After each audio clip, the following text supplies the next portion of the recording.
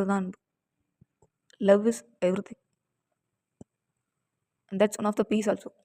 So மக்களே, உங்களை நேசிக்கிறவங்க கிட்ட கொடுக்குறது அன்பு அப்படிங்கிறது ஒரு நார்மல். ஆனால் உங்களை வெறுக்கிறவங்ககிட்ட நீங்கள் கொடுத்தீங்க பார்த்தீங்களா அந்த அன்பை, அங்கே தாங்க நீங்கள் இருக்கீங்க.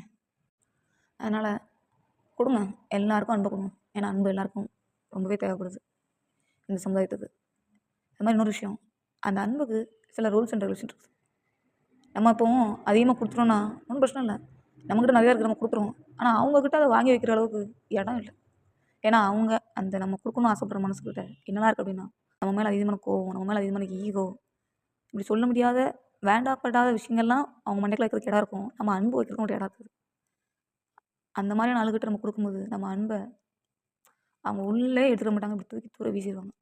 ஏன்னா அப்படிப்பட்ட ஆளுகிட்ட மோஸ்ட்லி நம்ம கொடுக்குறது கொடுப்போம். ஆனால் அவங்க என்ன ஃபீல் பண்ணுறாங்கிற ஒப்பீனியன் நம்ம எடுத்துக்கணும் கண்டிப்பாக. அவங்க அதை தொல்லையாக ஃபீல் பண்ணுறாங்க அப்படின்னா கண்டிப்பாக சொல்கிறேன், அவங்ககிட்ட இருந்து அப்படியே எனது புல் பேக் அடிச்சிருங்க. எவ்வளோ ஃபாஸ்ட்டாக அவங்கள விட்டு நீங்கள் விலகுறீங்களோ அவ்வளோ ஃபாஸ்ட்டாக நம்மளோட இதயத்துக்கு நல்லது.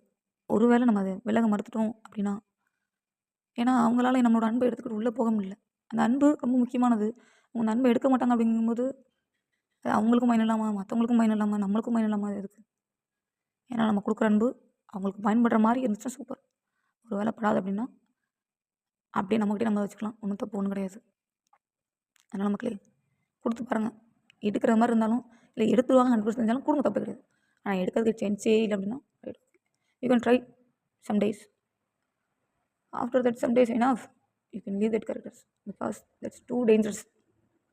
அவங்க எதுவுமே பேச மாட்டாங்க, எல்லாமே சைலண்டாக பண்ணுவாங்க. அந்த சைலண்டில் ஒரு வயலண்ட் காட்டுவாங்க. அதனால் ரொம்ப கவனம் மக்களே, ரொம்ப ரொம்ப கவனம். இன்னொன்று என்னென்னா, அன்லிமிட்டடாக ஏதாவது ப்ராடக்ட் கிடச்சி அப்படின்னா அந்த ப்ராடக்ட்டுக்கான வேல்யூ என்னங்கிறது அவங்களுக்கு தெரியாது. அதே லிமிட்டட் எடிஷன்னா ஓடி ஓடி ஓடி ஓடி ஓடி ஓடி ஓடி வாங்குவாங்க.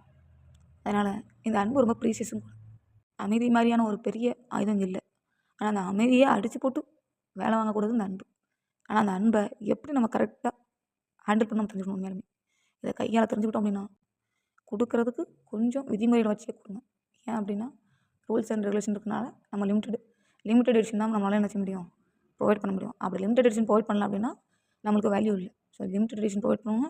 அன்கண்டிஷனலான அன்பு கொடுக்கணும் ஆசைப்படுறோன்னா அவங்க அதுக்கு எப்படி தான் லைட்டாக பார்த்துக்கோங்க. ஒரு 100 இடையில் அவங்களுக்கு கொடுக்க முடியும்னா கூட கொடுத்துருங்க, பிரச்சனை இல்லை. அதே அவங்கக்கிட்ட ஒரு இடமும் இல்லை அப்படின்னா ஜஸ்ட் லிமிட்டடாக வச்சுக்கோங்க. It's too good for our hearts. Okay okay, thank you. Anbe Sivam, அன்பே ஆண்டவர், அன்பு தான் எல்லாம். அன்புக்காக தான் நம்ம, அன்பால் தான் நம்ம எல்லாருமே. தேங்க்யூ மக்களே.